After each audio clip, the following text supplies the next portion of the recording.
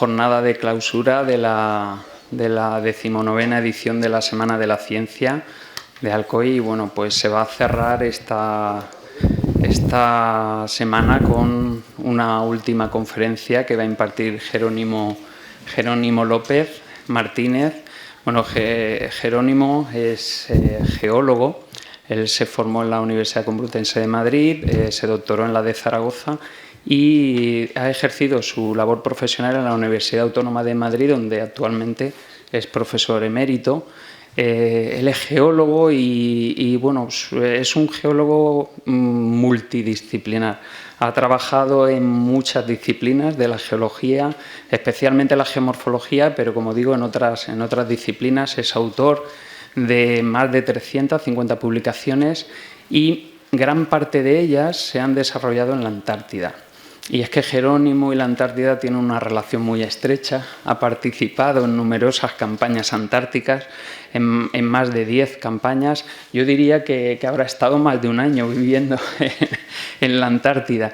Y una singularidad de Jerónimo es que no solo ha estado, como muchos de los científicos españoles, no solo ha estado en las bases antárticas españolas, sino que también ha participado en otras, con logísticas de otros países y ha estado en muchas zonas de la Antártida, en otras bases de otros países. Y eso le ha dado a Jerónimo una visión internacional del problema antártico, del problema polar. Ha tenido una labor a nivel tanto nacional como internacional de gestión importantísimo. Por nombraros un ejemplo, pues fue durante 4 años vicepresidente del Comité Internacional Científico de Investigación en la Antártida y después durante otros 4 años fue presidente, que es el máximo, el SCAR, es el máximo organismo de investigación en el planeta, que aglutina a más de 40 y tantos países y a un montón de asociaciones científicas internacionales. Y fue su presidente y, de hecho, cuando al SCAR le concedieron el premio Príncipe de Asturias, pues Jerónimo fue una de las personas que subió a recoger ese premio. Aparte de su labor investigadora, pues paralelamente ha desarrollado una labor de difusión, de divulgación de la ciencia y especialmente de la Antártida y del Ártico. Siempre ha tenido esa vocación y bueno, pues ha participado en multitud de conferencias, en exposiciones. Por ejemplo, por comentaros, fue comisario de una exposición, Atrapados en el hielo, que yo no sé cuántos visitantes ha tenido, pero centenares de miles de visitantes. O sea, y también fue miembro, copresidente del comité que organizó el Año Polar Internacional. Y bueno, como anécdota, ya para finalizar, deciros que aparte de toda esa trayectoria, bueno, él siempre ha sido un amante de la naturaleza, del deporte, y ha participado en más de una treintena de expediciones, tanto a la Antártida, al Ártico, como a las cordilleras, a las principales cordilleras del planeta. Formó parte de la expedición que coronó, la primera expedición española que coronó el techo de la Antártida, el monte Vinson, que está a casi 5.000 metros de altura en aquellas latitudes, pero también ha estado en el techo del planeta, en el monte Everest. Fue de los primeros españoles que coronó el Everest. Y bueno, no sé si en el Montcabrera, Jerónimo, aquí en la Serra de Mariola ha estado. Y el Puig Campana. Pero sí que ha estado en otras montañas alicantinas haciendo escalada. Y bueno, pues agradecerte muchísimo tu presencia. El esfuerzo que ha hecho Jerónimo es enorme, porque viene de 3-4 semanas que ha estado en México, precisamente reunido con científicos mexicanos y también con el Congreso mexicano y en el Senado y algunas otras reuniones que ha tenido allí, pues para ver un poco la posibilidad de que ese país firme el Tratado Antártico. Entonces ha hecho un esfuerzo enorme, porque creo que aterrizó ayer y hoy está aquí con nosotros. Pues muchísimas gracias, Jerónimo, y bienvenidos a la Semana de la Ciencia y bienvenido al COI. Gracias.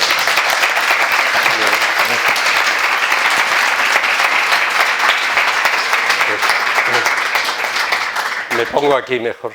Pues buenas tardes a todos y muchas gracias por su presencia, y a Pedro Alfaro por estas palabras tan amistosas. Para mí es un gusto estar en esta universidad. Había pasado por Alcoy, pero no había caído en la cuenta de lo veterana, de la trayectoria tan larga de esta universidad que hoy me han explicado, y también sí sabía que son 19 ediciones ya de este ciclo de Semana de Difusión de la Ciencia, que creo que es una labor muy importante y que veo que hace llegar a la sociedad alcoyana pues este tipo de temas. Y también agradezco que sé que hoy hay aquí algunos políticos locales y nacionales alcoyanos.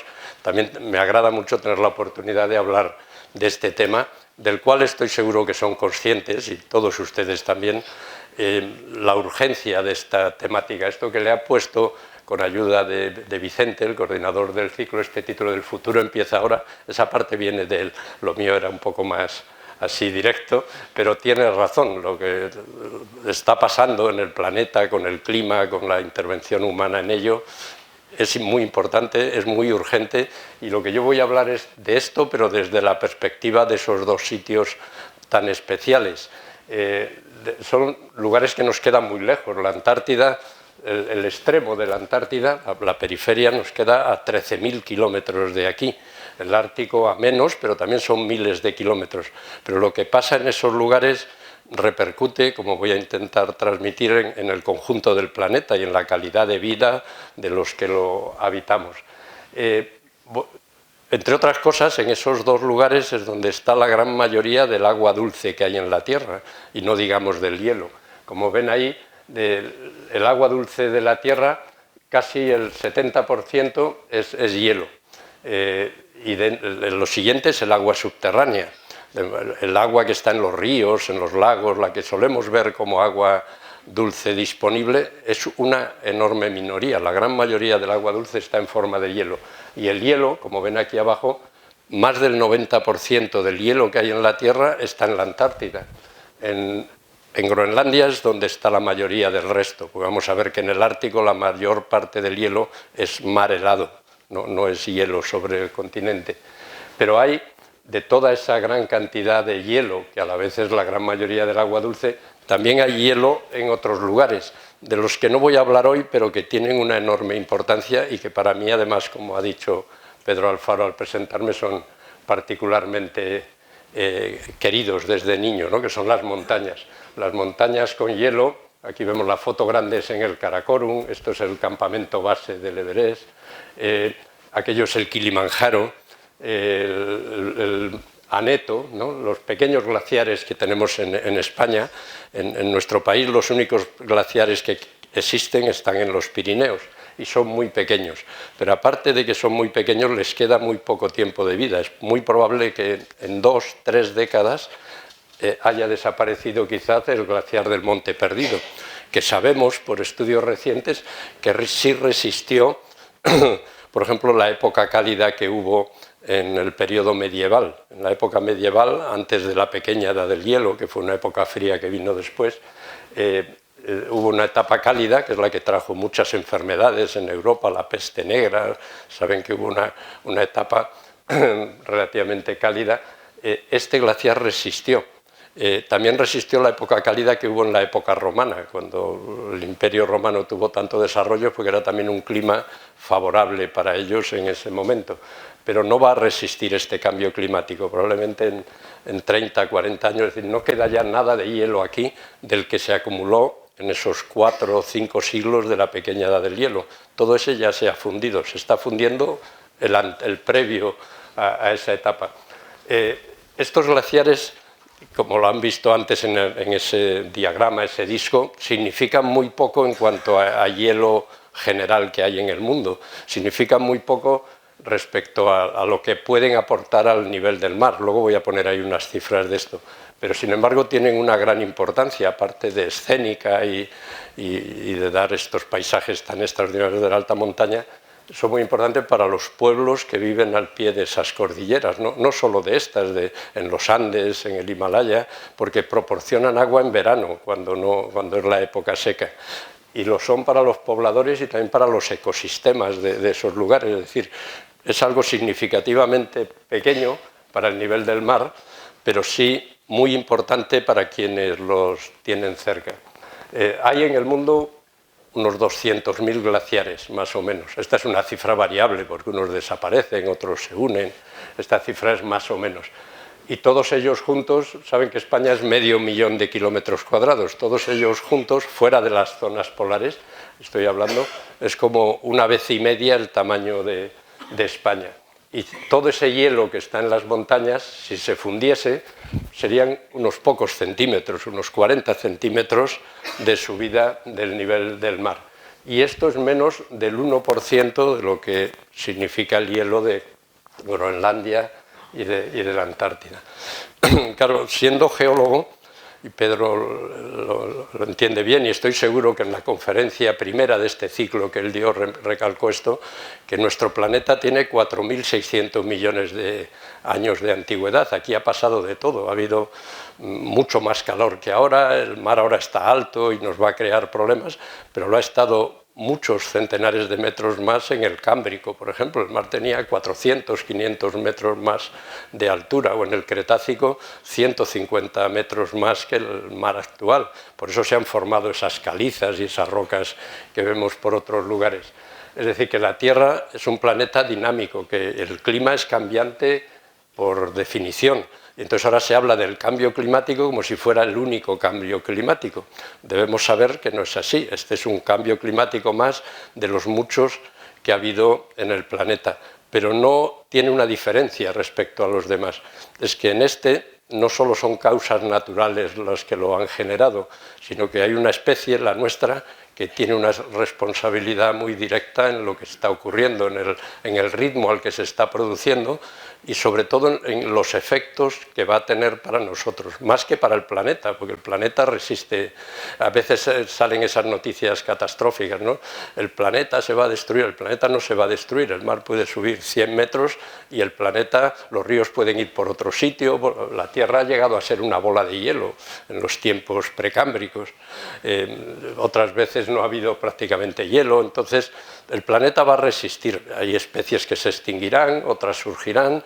Lo que pasa es que a los humanos, para quien es de verdad un problema serio, esto es para una humanidad, hoy en día ya camino de los 8.000 millones de habitantes, con un estilo de desarrollo y una concentración en zonas litorales, pues que nos va a crear, y nos crea, ya nos está creando serios problemas.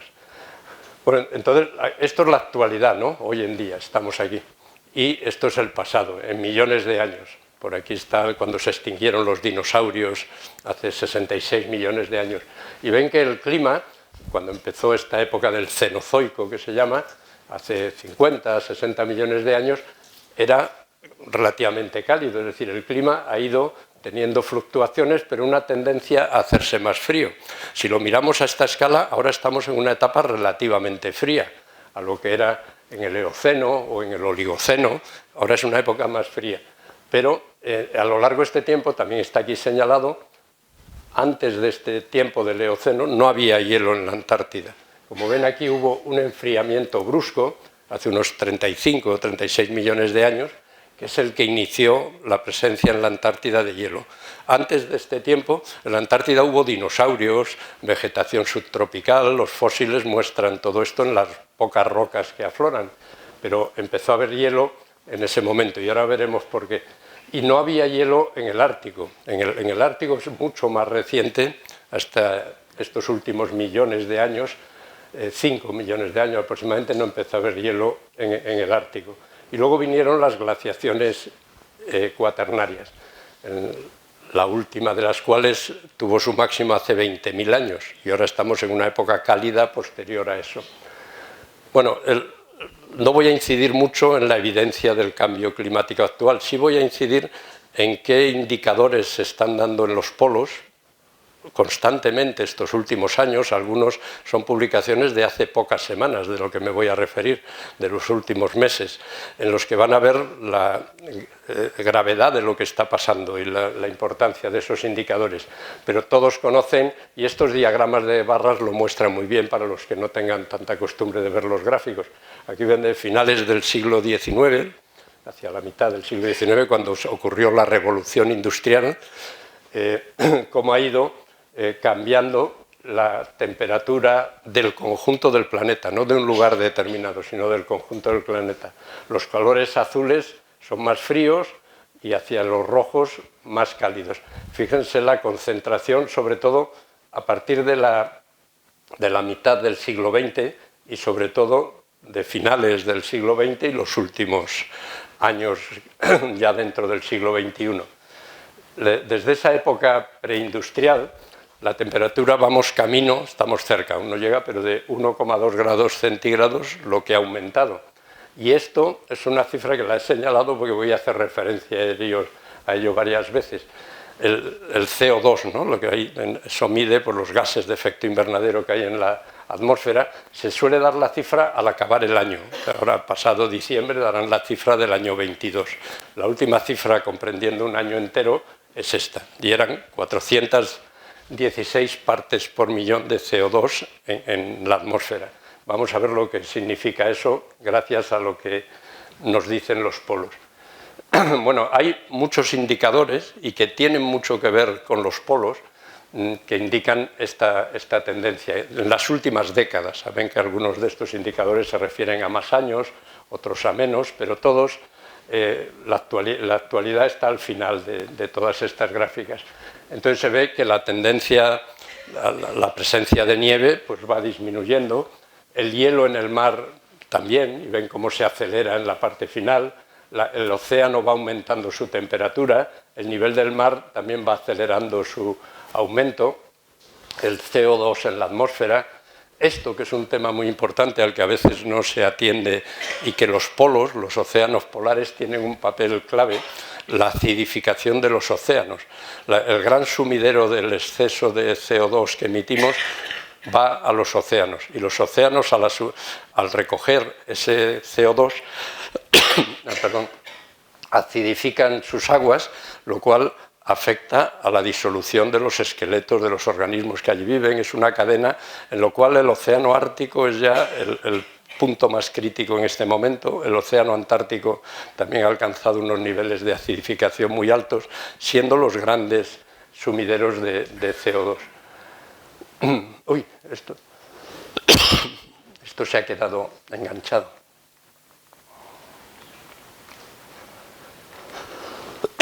Yo quería ir hacia atrás. Estoy ya descubriendo todo lo que voy a poner. Pero no, voy así. Uno mismo. Bueno, estamos en la actualidad, esa tendencia que decíamos al calentamiento, ¿no? Desde finales del siglo XIX, y esos son los escenarios de futuro. Todos los escenarios indican que el calentamiento va a ir a más. Incluso este que ven aquí, este se refiere a si ahora mismo dejásemos de emitir CO2 la humanidad. Seguiría subiendo durante varios siglos, porque lo ya emitido sigue en la atmósfera. Y aparte de eso, es imposible que dejemos de emitir. No podemos parar el transporte mundial, ni las calefacciones, ni todo lo que tiene eso acarreado. Y el panel intergubernamental para el cambio climático, que depende de la Organización Meteorológica Mundial y a su vez de las Naciones Unidas, es la fuente que les recomiendo más fiable cuando quieran ver de estas cosas, entrando en Internet, ¿no? En esto. Incluso hay documentos que están en español, figuras, muchas de estas que yo voy a mostrar vienen de ahí. Pues si no actuamos, esto va a ser lo que va a haber subido la temperatura a finales del siglo XXI. Y saben que el IPCC, y a partir de ahí las conferencias de las partes, que son los gobiernos que se reúnen, han visto ahora en Egipto, ¿no? Hace un par de semanas se ha reunido la COP27, ¿no? La COP25 fue en España, cuando el gobierno español ayudó al chileno a celebrar la que hubiera tenido que ser en Chile. Pero dentro de estas conferencias de las partes, son partes de la Convención Marco para el Cambio Climático de las Naciones Unidas. Fue muy importante la reunión de 2015. Siempre son un poco decepcionantes estas cumbres, a la vez que necesarias, porque es el lugar donde se pueden producir avances. La COP21 en París, voy a beber un poco de agua luego,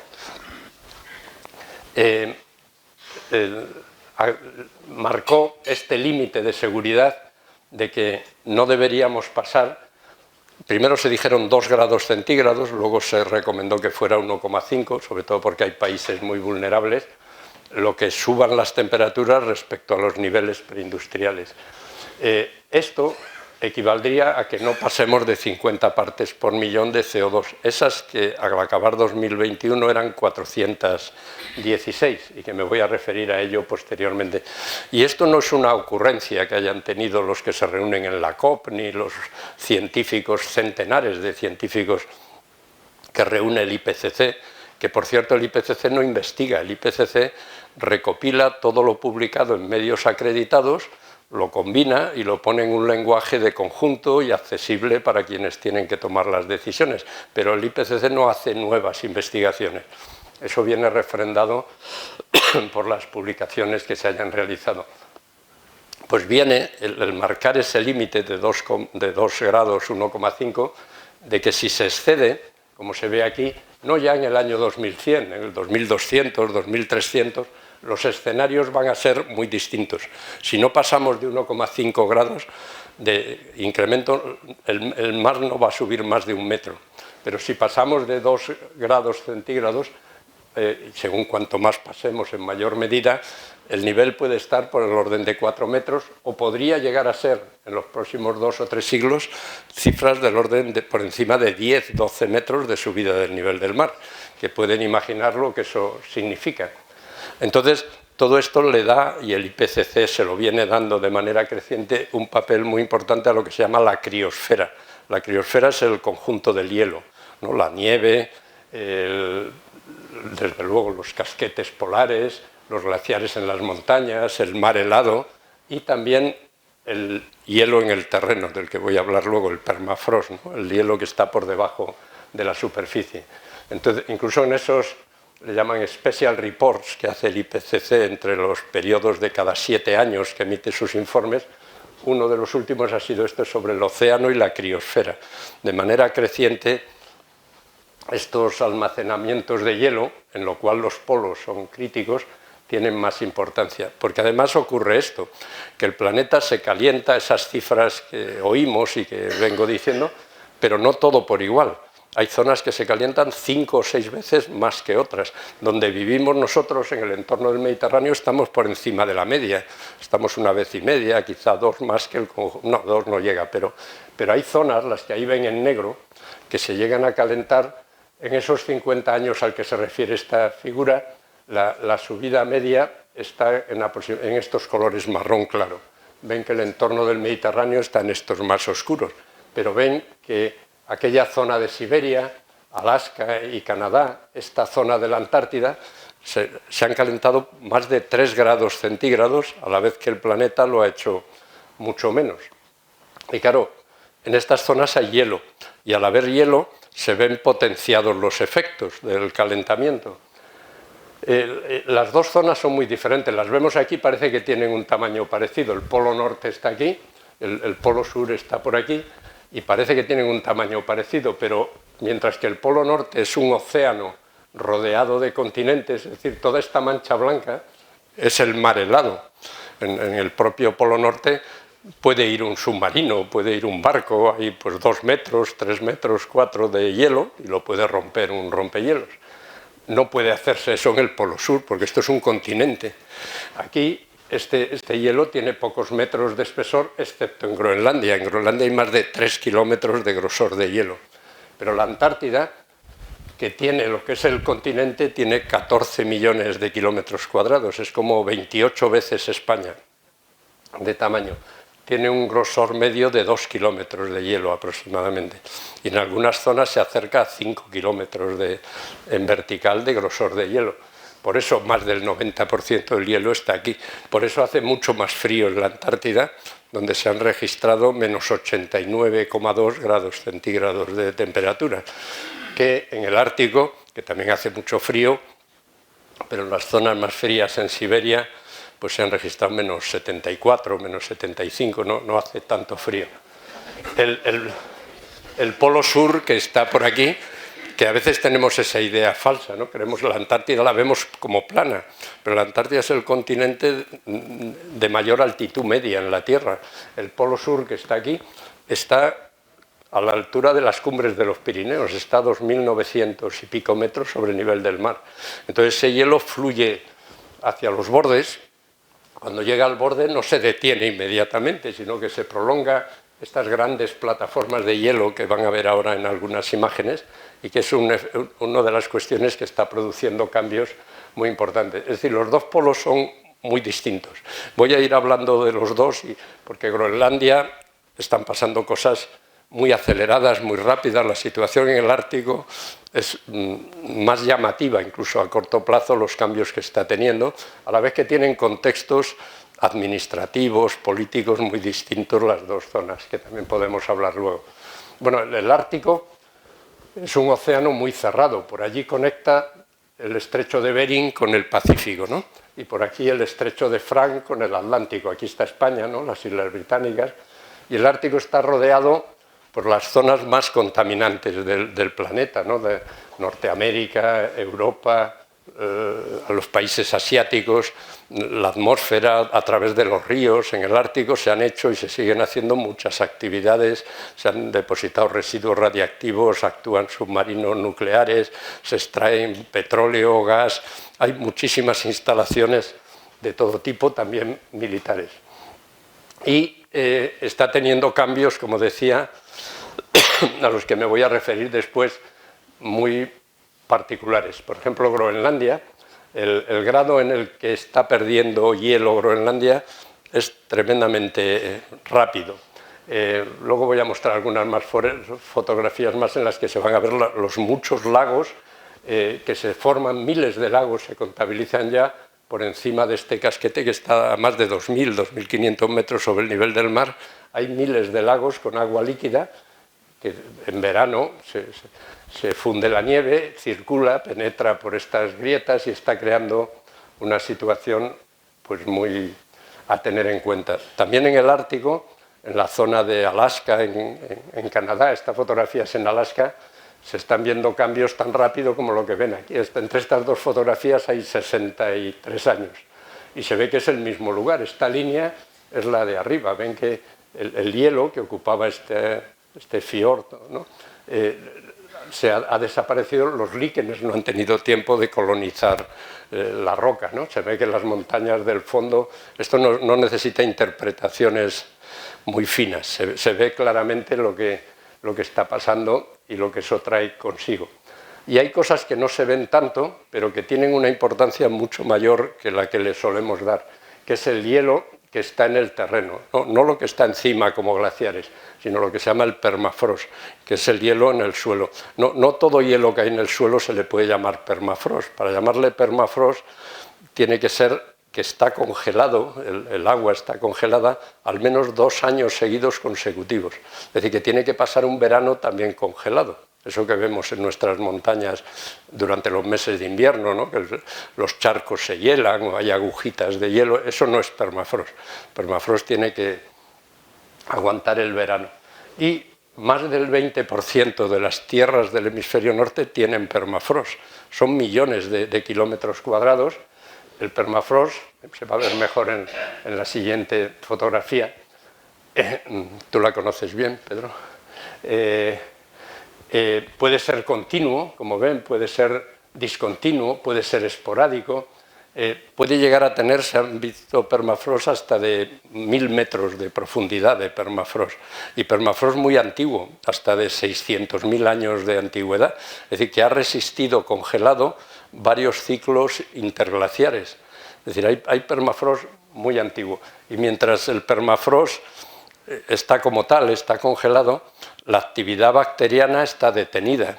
Los gases que retiene el permafrost, los hidratos de gas, los gases, sobre todo metano, es lo que más contiene, pues está allí retenido. Si el permafrost se degrada, pues se empiezan a liberar esos gases.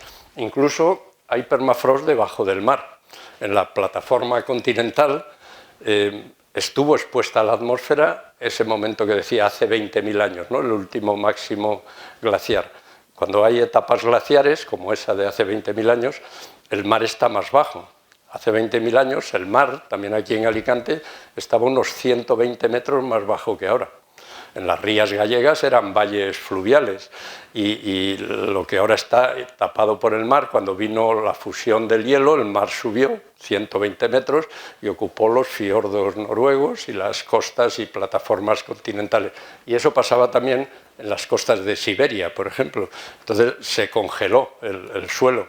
Luego el mar lo tapó, pero con aguas frías, y mientras se han mantenido frías, se mantenía esa presión y los hidratos de gas estaban ahí retenidos, pero se ha empezado a romper ese ciclo y ya los últimos veranos se ha visto la costa del Ártico, sobre todo frente a Rusia, burbujeando. Es metano que se ve liberado y que contribuye al calentamiento al ser emitido a la atmósfera.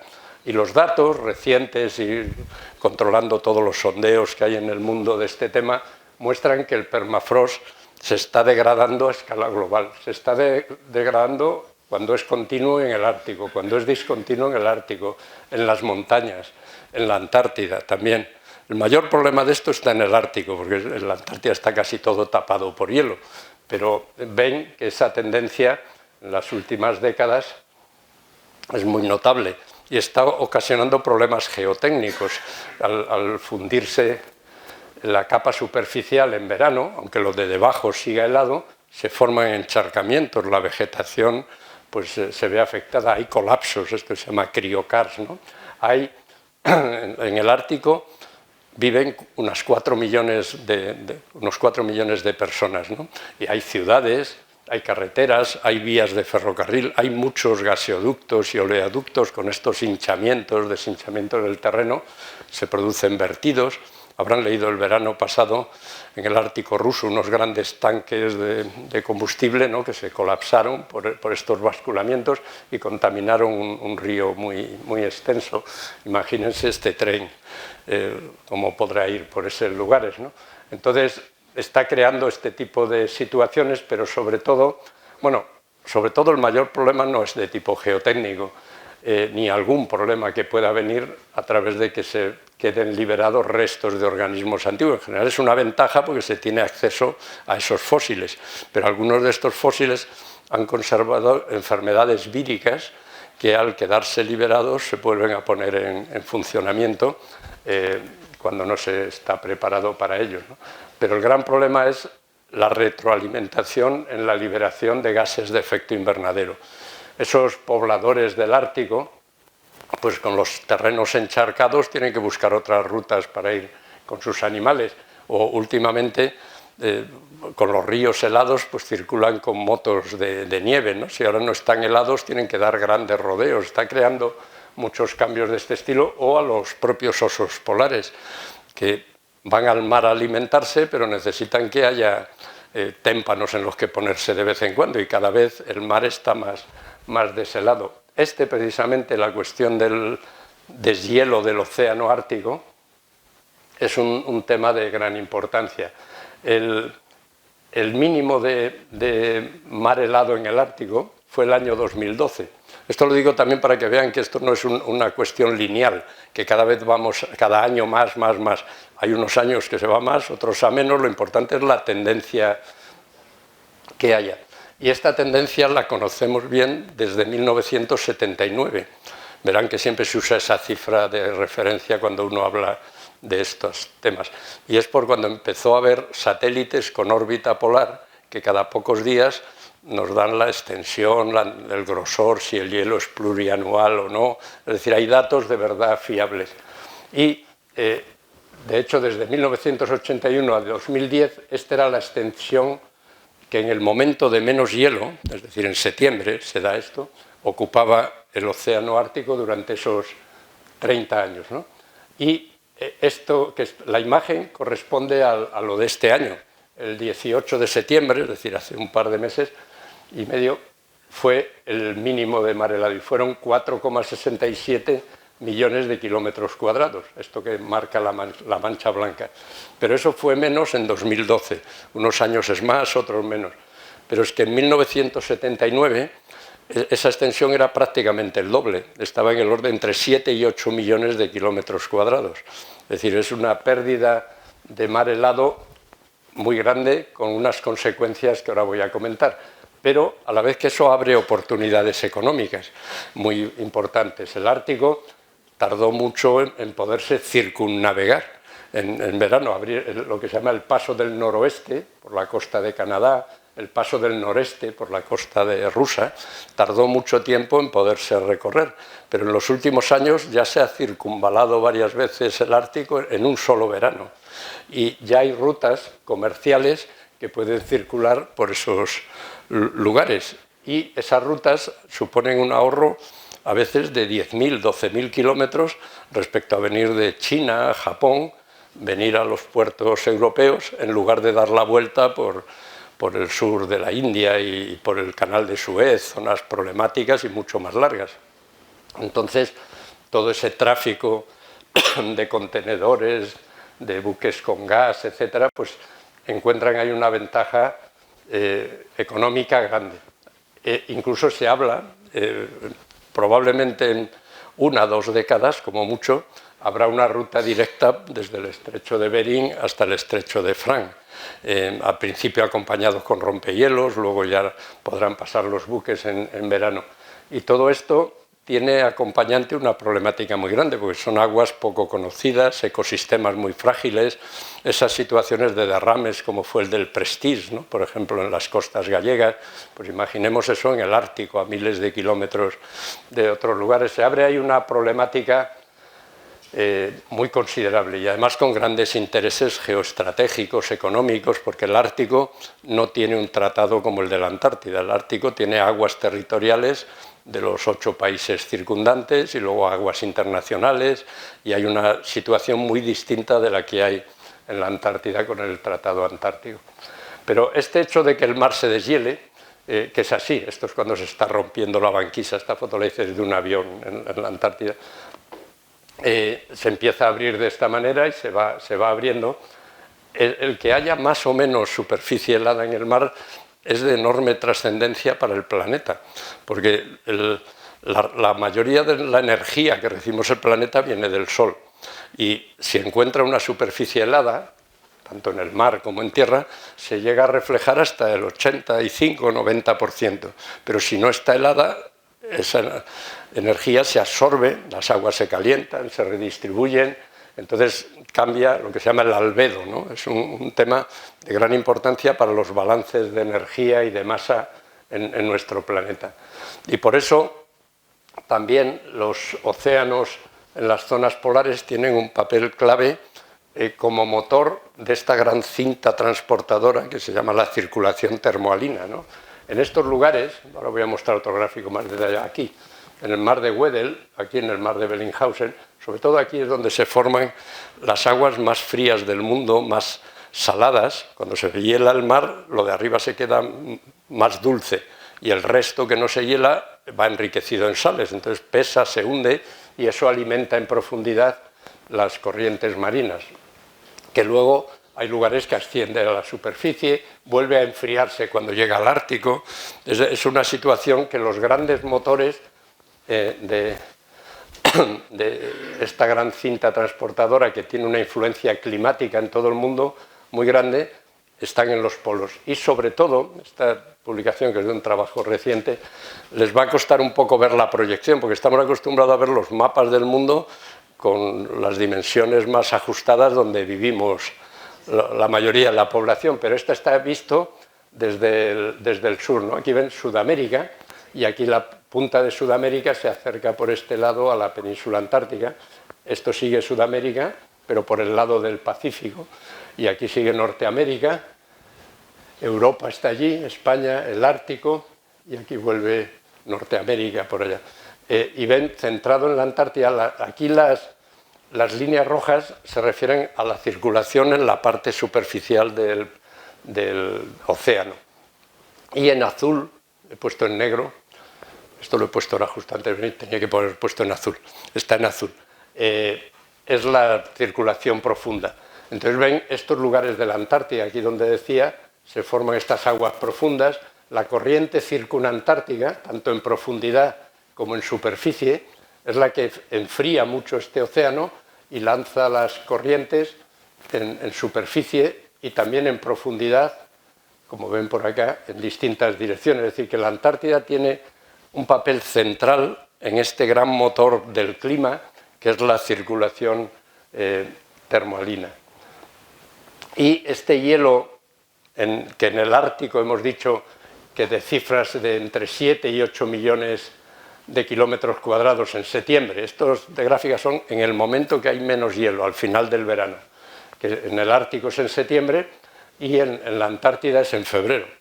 Ven desde el año 79 hasta los tiempos recientes. El Ártico ha ido perdiendo aproximadamente un 10% por década de superficie de mar helado, pero a la vez la Antártida ha ido ganando un 1% por década. Es decir, hay una situación difícil de explicar, pero que tiene explicación, y luego si quieren hablamos más de ello. Pero esta situación en la Antártida, de este crecimiento de mar helado, está empezando a cambiar desde el año 2015, más o menos, 2016. Y los últimos años se ha producido un decrecimiento de mar helado, estos últimos 6-7 años, bastante considerable en la Antártida. De hecho, en febrero de este año, de 2022, ha sido el momento en que se ha registrado menos mar helado en la Antártida a final del verano, en febrero. Ven que este es el momento que hay menos mar helado en la Antártida, porque es el final del verano allí. Para nosotros sería el invierno, pero allí es el equivalente a septiembre en el hemisferio norte, ¿no? Es la primera vez que se había bajado de 2 millones de kilómetros cuadrados de mar helado. En invierno, alrededor de la Antártida hay unos 19 millones de kilómetros cuadrados de mar helado. Es más grande la superficie de mar helado que la del propio continente antártico. Además, ese mes de febrero de este año es el mes de febrero más cálido que se había registrado nunca. Y incluso en la península antártica, en esta fecha, que este año ha sido muy alta, pero 2 años antes se llegaron a medir 18 grados centígrados sobre cero, que esto en la Antártida es algo inusitado, ¿no? Temperaturas de este nivel. Esto habrán leído en la prensa probablemente lo que pasó precisamente en febrero de este año, que fueron descubiertos los restos de ese buque de la expedición que mencionaba Pedro Alfaro, la expedición británica de Shackleton, que salió de Inglaterra en 1914, justo cuando empezaba la Primera Guerra Mundial, y que querían atravesar la Antártida, y no solo no consiguieron atravesarla, sino no consiguieron ni pisar la Antártida. El buque se quedó atrapado en el hielo por aquí, estuvo meses derivando, porque aquí hay una corriente, el giro del mar de Weddell, que lo fue haciendo derivar, se hundió y ahí es donde lo han encontrado, y lo han encontrado gracias a que este año el rompehielos que tenía la localización ha podido ir hasta el sitio donde se hundió, porque normalmente hay más mar helado que no permite llegar allí, pero y ha aparecido en un estado sorprendente de conservación. De momento se ha decidido no tocarlo, dejarlo donde está a casi 3.000 metros de profundidad de agua, está muy... Pero es sorprendente, se leen hasta el nombre del buque. Esta exposición estuvo en Alicante, en La Lonja, al lado del puerto, varios meses, en 2008, yo creo que fue, 2009. Bueno, de esa época heroica, quizá esa expedición de Shackleton en 1914 fue la última de lo que se ha llamado la época heroica, ¿no?, de la exploración en la Antártida, que previo a ello fue cuando se alcanzó el Polo Sur, ¿no? Saben que Amundsen llegó en 2011, un mes antes de que lo hiciera Scott, ¿no?, y todas esas expediciones, no digamos las navegaciones precedentes, ¿no?, de diversas nacionalidades. Toda esa época heroica que fue más de exploración dio luego paso a principios del siglo XX, en 1920, 1930, a una época de explotación comercial de la Antártida, aunque decimos que ha llegado casi intocada a nosotros, pero en la Antártida se llegaron a matar a finales del siglo XIX unos 2 millones de focas, y en ese principio del siglo XX, sobre todo en 1920-30, 1.300.000 ballenas. La gran ballena azul llegó casi a extinguirse. Llegaron a operar más de 200 buques balleneros en la zona. Si uno va hoy en día a la Antártida, se conservan en algunas costas, se ven esqueletos de las ballenas y tanques donde almacenaban la grasa para luego llevársela posteriormente, ¿no? También las pieles de esos lobos de dos pelos eran muy apreciadas en Asia. Entonces hubo ahí una época comercial que, cuando se acercó la mitad del siglo XX, y sobre todo después de la Segunda Guerra Mundial, todo eso tuvo un cambio muy grande, porque en ese momento había peligro de que la Antártida se convirtiera en un territorio de discordia y de conflicto internacional, porque 7 países empezaron a poner en la mesa sus reivindicaciones territoriales por un sector. Entonces los Estados Unidos y Rusia conjuntamente decidieron que eso no era bueno para nadie y desarrollaron un tratado. Esto que se llama, hoy en día, más que el tratado, es el sistema del Tratado Antártico, porque se han unido convenciones, organizaciones, cosas más complejas. Pero es algo que firmaron estos 12 países inicialmente, a los que luego otros se han ido uniendo. España lo hizo en los años 80, se adhirió en 1982 y entró como miembro de la máxima categoría decisoria en 1988. Y desde entonces, pues España es uno de los países, uno de los 29 que hay hoy en día, que deciden sobre el futuro de la Antártida, para lo cual hay que mantener lo que dice ese tratado, una dedicación de la Antártida a la paz, a la ciencia. Hay que contribuir al conocimiento de la Antártida y a mantenerlo como un territorio desmilitarizado. Están prohibidas las explosiones nucleares, el almacenamiento de residuos radiactivos. Los países se pueden inspeccionar unos a otros sus instalaciones. Es una cosa como si fuera de otro planeta casi, pero que acabaré diciendo lo importante que me parece es hoy en día, porque el problema del cambio climático requiere actuaciones de ese tipo, requiere visiones multinacionales y de largo alcance, no estar en cuestiones domésticas o basadas en los intereses de un país u otro, para lo cual no vivimos precisamente los mejores tiempos últimamente.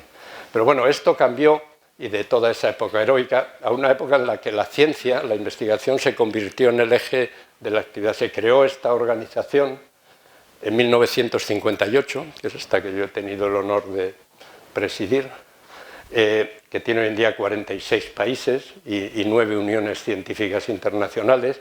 Se creó 3 años antes de que entrara en vigor el Tratado Antártico, y de hecho el SCAR es el órgano asesor del tratado para cuestiones científicas.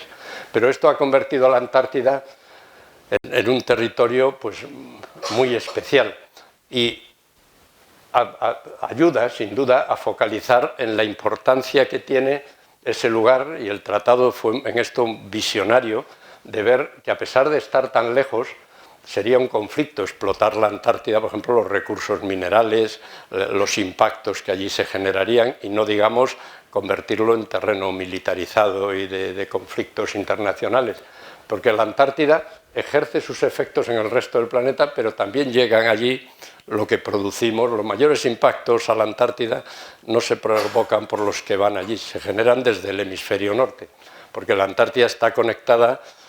La atmósfera es una en el planeta, los océanos, como hemos visto, están interconectados. Esa Antártida que vemos de esta forma que decíamos, más bien plana, a pesar de que sea muy alta, hoy en día, y gracias a la investigación, sabemos que por debajo es mucho más compleja. Debajo de ese hielo hay cordilleras, hay montañas, hay valles, hay muchas otras cosas, como van a ver. Y su investigación está permitiendo cambiar muchos conceptos de la glaciología y de cómo funcionan muchos procesos en la Tierra. Incluso hay áreas, como esta de aquí, a la que me voy a referir varias veces, especialmente críticas, porque esta zona, el continente, la roca continental, está más baja que el nivel del mar. Si se quitara el hielo de aquí, esto no estaría emergido. Entonces, esto hace que en sectores como ese haya un potencial muy grande y difícil de predecir el que tenga un desmantelamiento masivo. En la Antártida, que tiene muchos frentes glaciares apoyados en rocas que están por debajo del nivel del mar, hay unos 20 metros de subida potencial del nivel del mar en zonas que pueden ser muy sensibles ante un calentamiento masivo del océano y un desmantelamiento, porque el calor a estos lugares donde se apoya el hielo no viene solo por la superficie, por la radiación solar, penetran aguas que hacen que se esté fundiendo desde abajo las plataformas de hielo. Entonces, que vaya retrocediendo este punto de apoyo que se llama, y si el agua penetra en estos lugares que son centenares de miles de kilómetros cuadrados, por debajo del nivel del mar puede haber desmantelamientos muy grandes. Esa es la zona a la que me refería, los glaciares Thwaites y Pine Island, es una de las zonas más críticas de cara a los modelos de futuro comportamiento del nivel del mar. Las plataformas de hielo, estas son zonas que se prolongan, ¿no? Los glaciares llegan al borde del continente y se extienden muchos kilómetros cuadrados. Alguna plataforma de hielo es del tamaño de España, ¿no? La del mar de Weddell tiene casi 500.000 kilómetros cuadrados, la del mar de Ross, pero aquí ven otras más pequeñas, pero que se están de manera creciente desmantelando. En 2002, esta plataforma Larsen B, ven que son 90 kilómetros por 100 kilómetros. En un mes, en el curso de un mes, se desmantelaron 3.000 y pico kilómetros cuadrados de glaciares. Eso no contribuye mucho al nivel del mar, porque aquí puede haber 50, 80 metros de grosor de hielo, pero por debajo puede haber 200, 400 que ya están dentro del agua, entonces ya están, es como un cubito de hielo en un vaso. Esto no contribuye mucho al nivel del mar. Lo que sí tiene importancia es que al desaparecer esas plataformas se quita el freno a los glaciares que están por detrás, que sí están apoyados en el continente, entonces eso sí es un aporte neto al nivel del mar. Esto ha hecho cambiar los modelos recientemente, por eso van cambiando un poco las predicciones. Los modelos no metían este comportamiento dinámico de los glaciares hasta hace muy poco.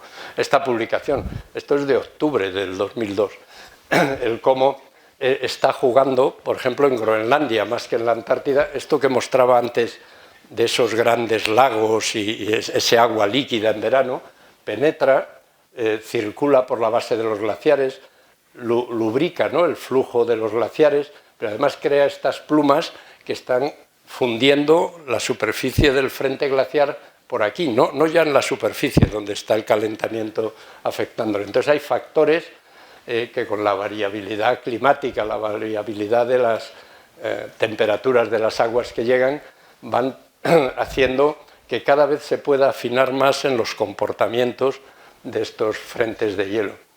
Y el propio hielo es una fuente de información extraordinaria. Lo va a seguir siendo, como vamos a ver, pero hasta ahora, por ejemplo, el hielo, que decíamos que en la Antártida es desde luego el sitio que se ha encontrado el hielo más antiguo, ¿no? El hielo más antiguo hasta ahora estudiado en el mundo, que es en la Antártida, tiene 800.000 años. Y en la Antártida, vamos a ver, se va próximamente a encontrar hielo de más de 1 millón de años. Pero en Groenlandia, el hielo más antiguo, a pesar de que también hay 3 kilómetros de grosor, tiene unos 150.000 años. El hielo de Groenlandia es mucho más joven. Tiene mucha resolución, porque en 3 kilómetros tenemos poco tiempo, entonces nos da unas medidas muy finas de las temperaturas del pasado, porque haciendo un sondeo en el hielo tenemos la molécula de agua, ¿no? Nos puede dar, a través de los estudios con isótopos estables, las temperaturas que había en el momento que se produjo la precipitación.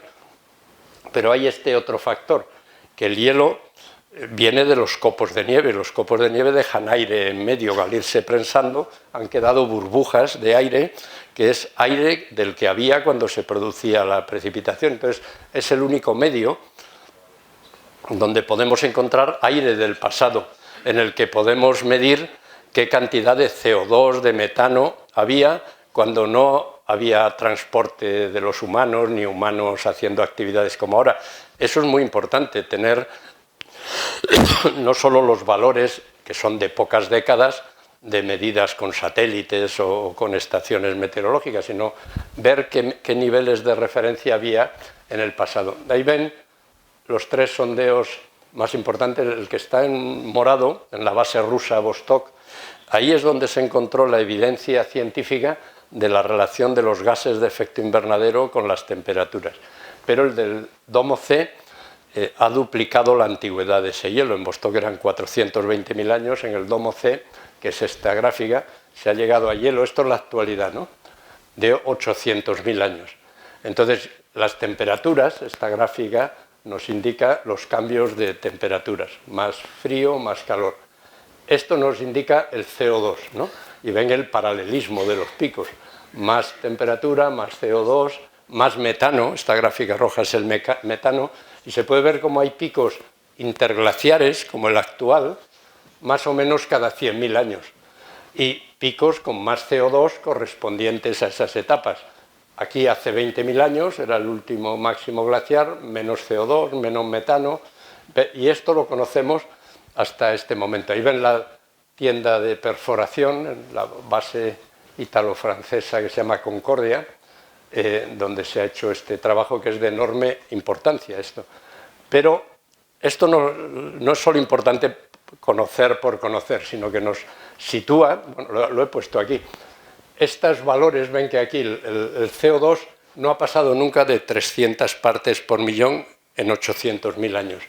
Y en 2021 hay 416. Son cifras que nunca ha habido en este tiempo.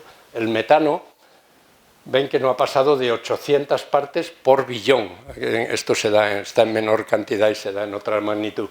Pero ven que actualmente hay casi 1.900, bueno, en 2021, 1.900 partes por billón, algo que era mucho menos de la mitad en ese tiempo. En 2016 es cuando se alcanzó por primera vez 400 partes por millón, ahora estamos ya estamos cercanos, estaremos en 418, 19 al acabar este año. Pero ven que no había pasado de 300 partes por millón, pero esto es particularmente importante. No tenemos hielo aún más antiguo que esto, pero a través de otros registros, por ejemplo los sedimentos marinos, ¿no?, con microforaminíferos, con diatomeas, nos dan también temperaturas del pasado. Y sabemos que en la atmósfera no ha habido 400 partes por millón desde hace unos 3 millones de años. En esta época que se llama el Plioceno, que ven aquí, entre 3 y 5 millones de años hacia atrás, hubo una época cálida, en la cual, ven ahí los valores de CO2, sí estuvieron como los actuales, o por encima. Naturalmente esto se mantuvo siglos, incluso, no va de que dure unos años, tiene que ser una cosa mantenida, pero nos contextualiza los valores de donde estamos. Aquí ven los 800.000 años del registro más fiable que tenemos, porque esto que nos da el hielo no nos lo dan los sedimentos marinos, porque ahí es aire de verdad, ahí sí que es una prueba más incontestable. Pero por eso es muy importante tener registros más antiguos. Además, a través de estudios geológicos en otros lugares, sabemos lo que pasó en el Plioceno hace 3 millones de años, entre 3 y 5, y es que la temperatura global subió 3 grados centígrados, pero que en las regiones polares subió 7. Esto no es una buena noticia para las zonas polares. Es lo mismo que veíamos que pasa ahora, que las zonas que más se han calentado en el mundo eran esas 3 que veíamos en el mapa. Se llegaron a calentar más del doble. Y que en el Plioceno, hace unos 3 millones de años, la Antártida contribuyó entre 13 y 15 metros de subida del nivel del mar correspondiente a esa época. Por eso el encontrar hielo más antiguo es uno de los objetivos hoy en día, y ya están localizadas, ahí lo ven en azul, las zonas donde casi con seguridad habrá hielo entre 1 millón y 1,5 millones de años. No habrá hielo mucho más antiguo, porque el hielo se va fundiendo, renovando, fluye, pero de ese orden sí lo habrá. Y ya ha empezado un sondeo, se vio retrasado por la pandemia, pero ya ha iniciado la perforación, y en los próximos años, claro, se tarda unos años en obtener 3 kilómetros de testigo de hielo y analizarlo luego capa a capa, de arriba hacia abajo, extrayendo las burbujas. Si quieren hablamos luego de eso. Y con este tipo de investigaciones en esos lugares remotos, ¿no?, que uno a veces se pregunta por qué ir a investigar a sitios tan remotos, pues en estos últimos años, y en ello han contribuido mucho los satélites, aunque parece que es una cosa que está debajo del hielo, gran parte de la información, esto de lo que voy a comentar, viene de los satélites.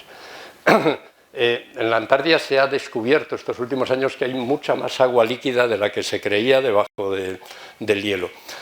Incluso hay hoy en día inventariados más de 400 lagos de tamaño considerable debajo del casquete antártico. El más grande de todos es el lago subglaciar, se llama, porque está debajo del hielo, Vostok, que sería uno de los grandes lagos del planeta. Tiene unos 14.000 kilómetros cuadrados, es como el doble que la Comunidad de Madrid, no la ciudad, que la Comunidad de Madrid, con profundidades de agua pues de 500 metros en algunas zonas. Naturalmente este agua fundida, aquí líquida, viene de la fusión por calor geotérmico de la base del glaciar, no viene de la radiación. Aquí hay una cubeta impermeable y el hielo va fluyendo, pero aquí se queda acumulada el agua. Ven que está en la vertical del sondeo, ese de más de 3,5 kilómetros en la base rusa Vostok. Cuando se descubrió este lago, que fue a mitad de los años 1990, se pensó que igual llevaban millones de años sin contacto con otros medios, pero hoy en día se sabe que hay redes de drenaje que interconectan, no de manera continua, pero de vez en cuando se desagua un lago y ese agua se va a otro repositorio a centenares de kilómetros de distancia. Esto se ha visto en los satélites, que miran la altimetría con mucho nivel y se ve que en una zona se pierde pues medio metro, 1 metro de grosor y subsiguientemente aumenta a 300 kilómetros de distancia.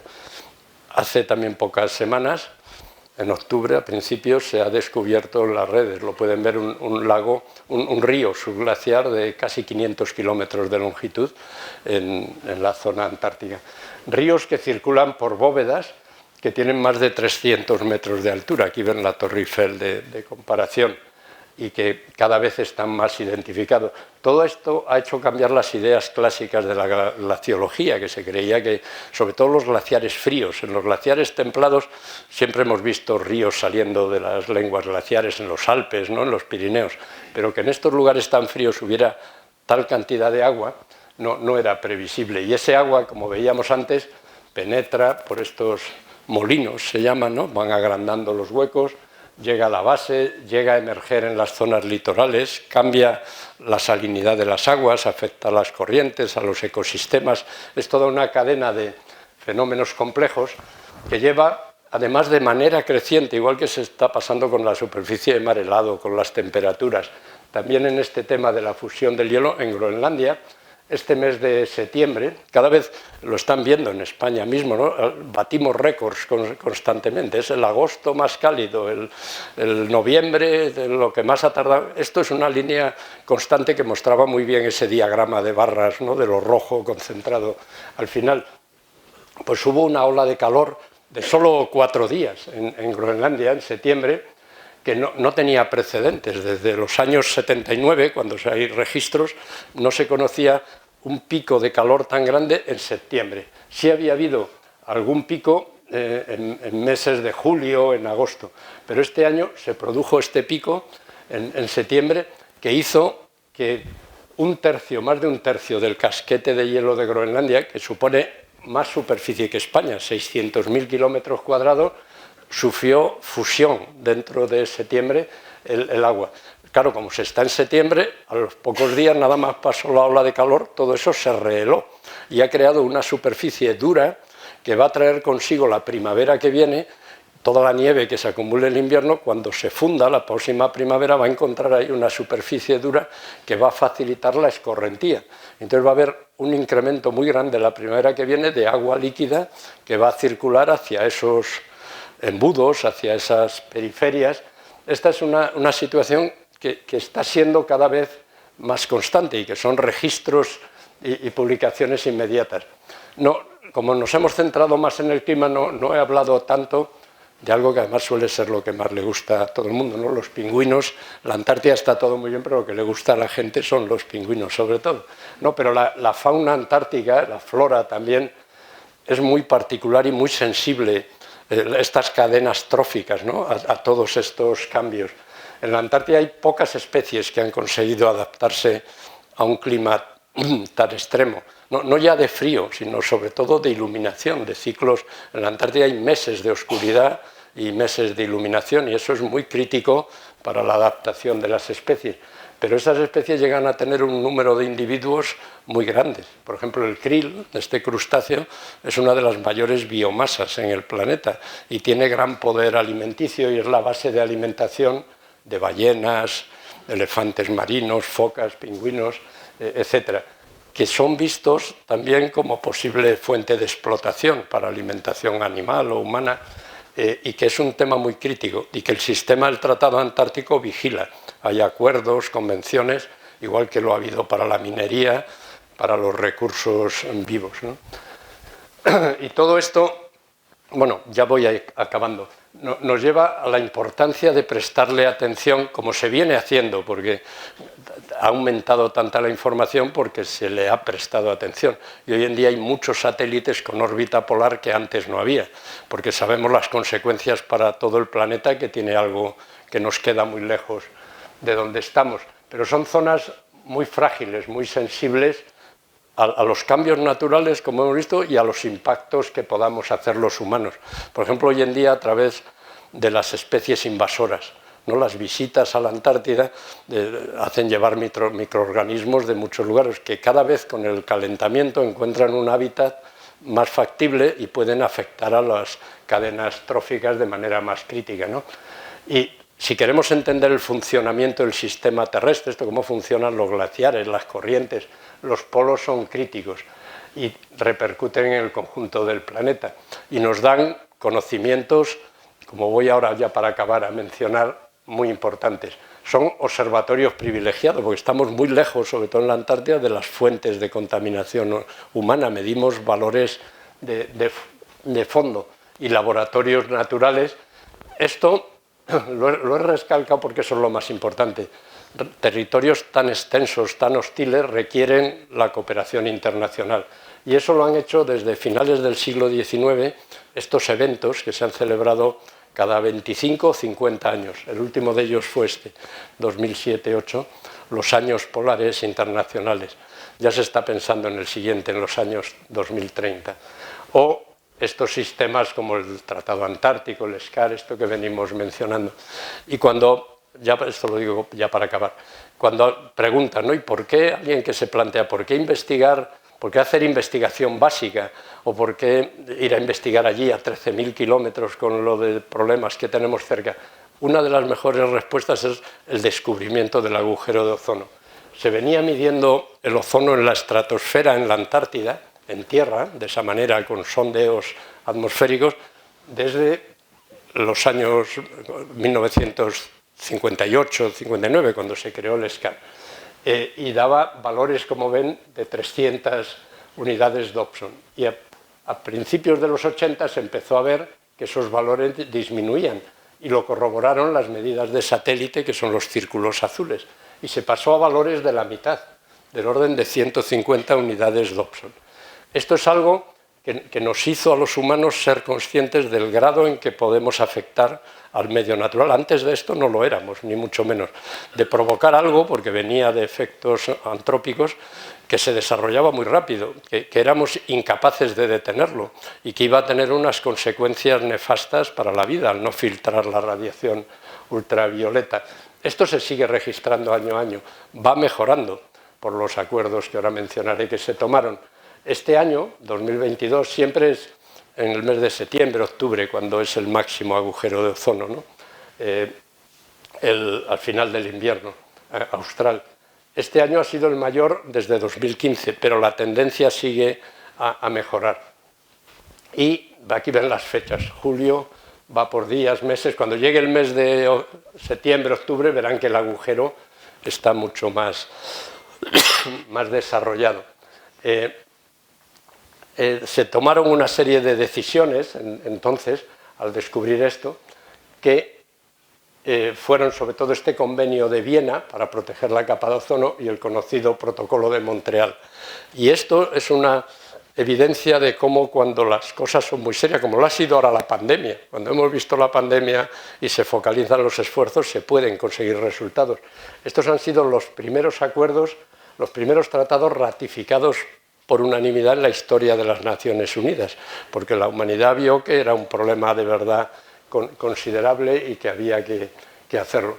Entonces, estas zonas, como ven, la Antártida aquí, el Ártico, sin luces, esto es un montaje porque no es de noche a la vez en todo el planeta, ¿no? Pero está puesto para que sea de noche siempre.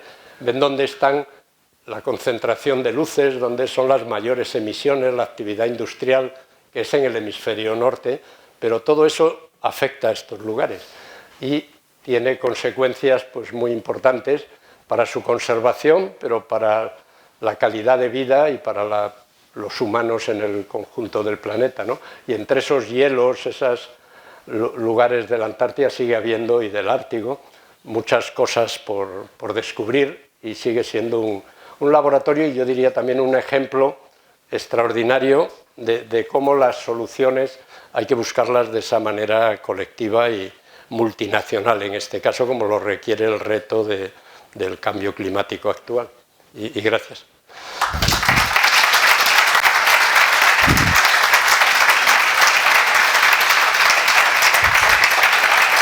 Patricia Blanquer, diputada nacional del Congreso de los Diputados, para realizar la clausura. Lo interesante de la exposición que acabamos de escuchar, y especialmente creo que nos ha sabido incluso a poco, ¿no? El conocer la experiencia vivida, la trayectoria tan apasionante que seguro ha podido vivir a lo largo de sus años de investigación y de presidencia en esta institución tan importante. Así que, si me lo permiten, empiezo, señor director, secretario y resto del equipo directivo, profesores, alumnos.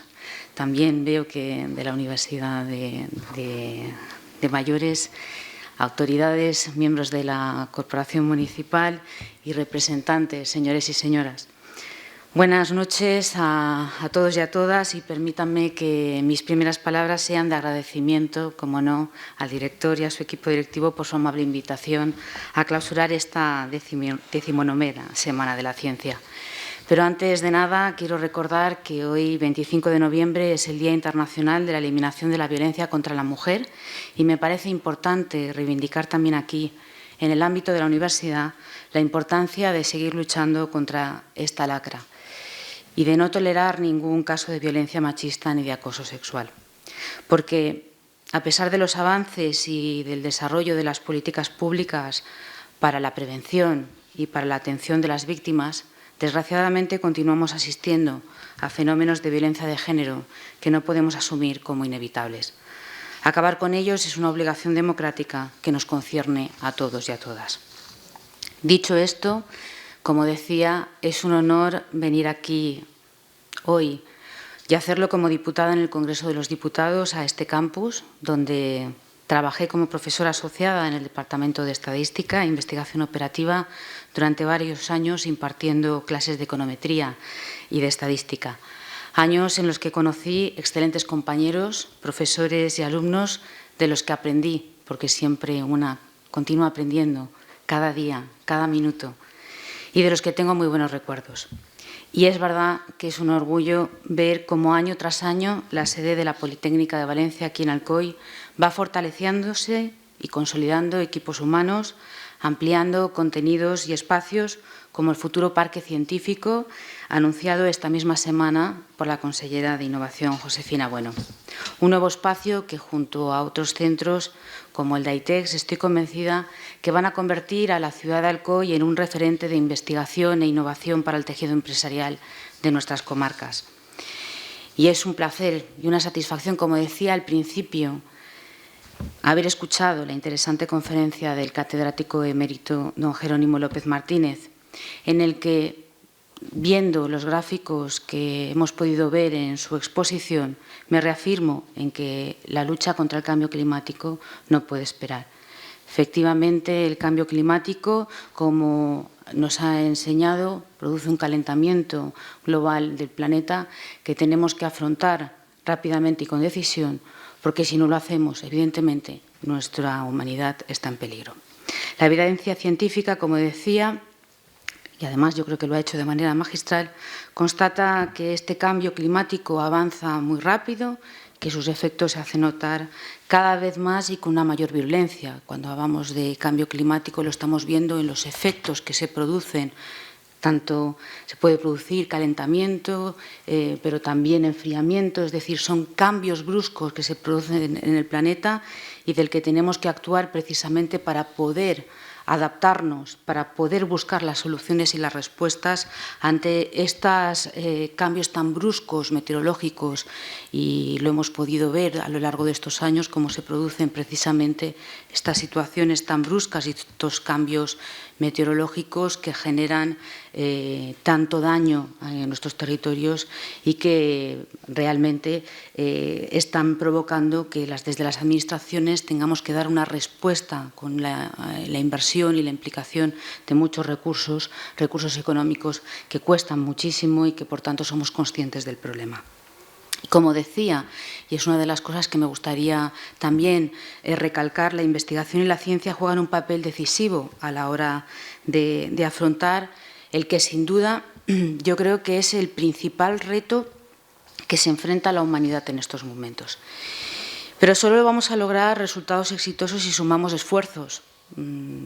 Yo sé que todo el mundo siempre piensa que es el otro, ¿no? el que tiene que hacer los esfuerzos, pero los esfuerzos los tenemos que hacer todos, lo tienen que hacer los gobiernos, lo tenemos que hacer los parlamentos a través de normativa y legislación que nos permita realmente canalizar los recursos y las soluciones, las instituciones, la universidad, las empresas, los trabajadores y la ciudadanía en general, porque todos y todas somos agentes indispensables para alcanzar y para poder colaborar en este objetivo común que tenemos todos.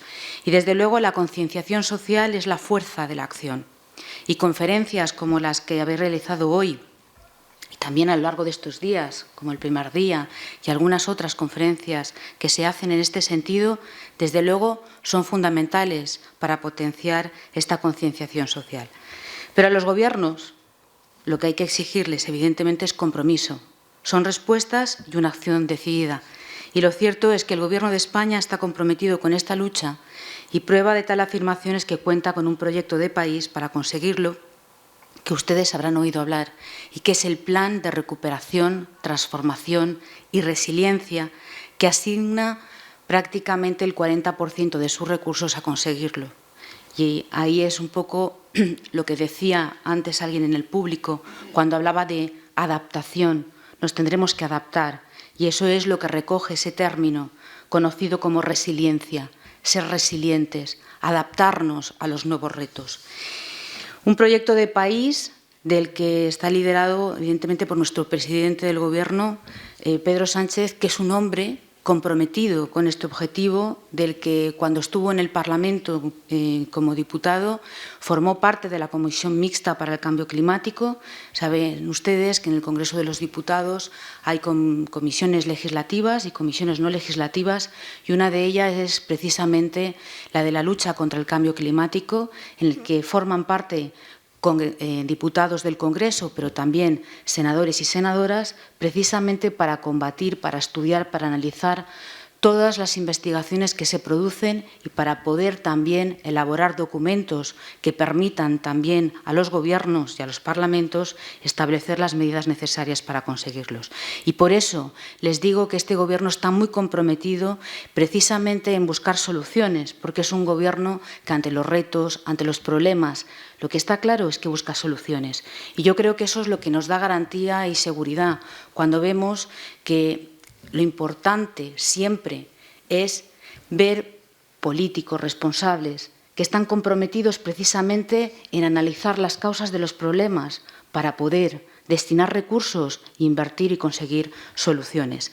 Y desde luego, en estos momentos, todos nuestros esfuerzos están en conseguir una economía libre de emisiones y alcanzar precisamente los objetivos de desarrollo sostenible de las Naciones Unidas. Lo hemos visto en los gráficos. Las emisiones son precisamente las que durante estos años han provocado el calentamiento global. Por tanto, el objetivo número 1 debe ser eso. Siempre se dice, incluso aquí, bueno, hay intereses económicos. Bueno, los intereses económicos son precisamente los que mueven el mundo, la economía, las actividades, porque al final las actividades económicas generan empleo, generan riqueza, empleo del que la gente vive, y por eso muchas veces se producen enfrentamientos y intereses contrapuestos en los que hay mucha gente que defiende su propio empleo y dice, es que voy a perderlo, yo tengo que llegar a final de mes. Por tanto, es tan importante la concienciación social y buscar precisamente alternativas económicas que den precisamente esperanza, pero fundamentalmente que den actividad económica y generación de empleo. Por tanto, este proyecto de país, que les digo que se le llama Plan de Recuperación, Transformación y Resiliencia, es un proyecto de país que apuesta precisamente por la modernización y la transformación verde de la economía, que lo que pretende es esa transformación ecológica del sistema productivo. Un proyecto que además está coordinado con el resto de los países europeos, porque es la unión, la coordinación, la que precisamente nos da la fuerza y que va a fortalecer nuestra capacidad de producción industrial sostenible, a la vez que nos permitirá ganar en mayor autonomía estratégica. Una autonomía que primero con la pandemia y ahora con la invasión a Ucrania se revela indispensable para el futuro de Europa en su conjunto. Ustedes lo vieron, todos lo vimos, lo padecimos durante la pandemia. Vimos precisamente cómo se cerraron el suministro de determinados productos, de determinados servicios. Era necesario la producción de determinadas, las materias primas, se produjeron bloqueos, obstrucciones de las cadenas precisamente de suministros de determinados bienes que son los que en un primer principio provocaron precisamente el incremento de los precios y la inflación. Una inflación que posteriormente ha sido generada también por los efectos de la guerra en Ucrania, pero que afortunadamente a través de los planes y las medidas que estamos adoptando los últimos meses ya hemos podido comprobar cómo la inflación está consiguiendo reducirse. Como decía, tenemos un plan, ya hay un proyecto de país con el propósito de alcanzar este ambicioso objetivo, pero además tengo que decir que se ha conseguido con éxito importantes recursos económicos para nuestro país, defendiendo precisamente la cooperación regional para abordar políticas de sostenibilidad de manera integrada y con soluciones transformadoras. Porque es evidente que si las políticas medioambientales no se abordan de forma conjunta, desde luego no vamos a avanzar. Y hablo de éxito porque ya hemos recibido de los fondos Next Generation 33.000 millones de euros y somos el primer país europeo en solicitar el tercer tramo.